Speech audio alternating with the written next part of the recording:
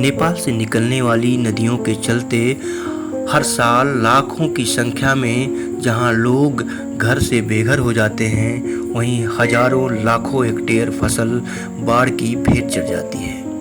इससे छुटकारा दिलाने के लिए अंग्रेजों ने साल 1935 में एक परियोजना तैयार की, जिसे नाम दिया था जलकुंडी परियोजना।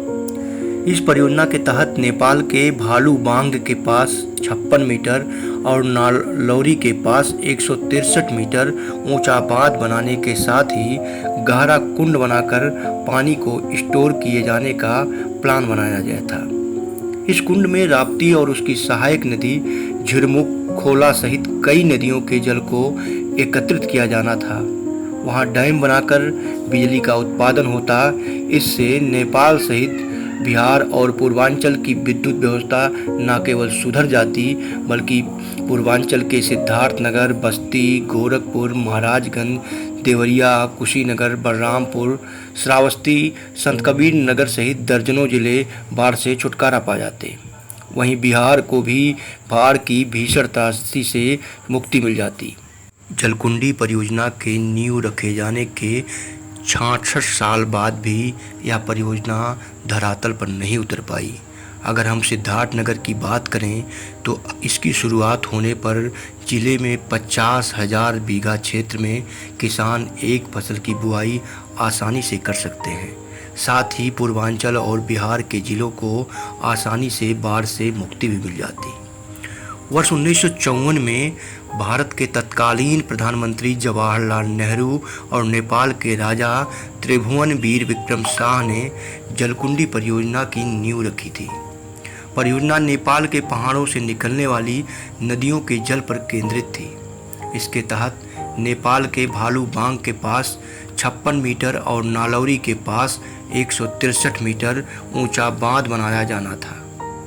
नेपाल से निकलती राप्ती और उसकी सहायक नदी झिरमुख, खोला का संगम हो जाता। इनके जल को एकत्र करने के लिए बड़े जलाशयों का निर्माण होना था। परियोजना का उद्देश्य महज बिजली पैदा करना ही नहीं था, वरन नेपाल से निकलने वाली नदियों का वेग भी कम करना था। इसके लिए 2 बांधों के निर्माण की योजना बनाई गई थी। उस समय यह परियोजना 34 करोड़ रुपए में पूरी की जानी थी, लेकिन आज 66 वर्ष बाद भी इस परियोजना को धरातल पर नहीं उतारा गया। ऐसे में इस परियोजना की लागत अरबों रुपए में भी आंकी जा रही है। परियोजना की शुरुआत होती तो जिले सहित बस्ती, गोरखपुर, महाराजगंज, देवरिया, कुशीनगर, बलरामपुर, श्रावस्ती और संतकबीर नगर को काफ़ी हद तक बाढ़ से मुक्ति मिल जाती। इसकी शुरुआत के लिए पूर्वांचल के कई सांसदों ने कई प्रधानमंत्रियों को पत्र भेजा, लेकिन आज भी उनकी तरफ से कोई पहल नहीं हुई। इस परियोजना को लेकर 1954 में भारत के तत्कालीन प्रधानमंत्री जवाहरलाल नेहरू और नेपाल के राजा त्रिभुवन वीर विक्रम शाह की जो बात हुई थी, वह आज भी सार्थक प्रयास के अभाव में कागजों में और फाइलों में धूल फांक रही है। विशेष पेशकश में जानकारी दे रहे थे जलकुंडी परियोजना के बारे में, जो बिहार और उत्तर प्रदेश के काफ़ी भागों को बाढ़ से मुक्ति दिला सकती है।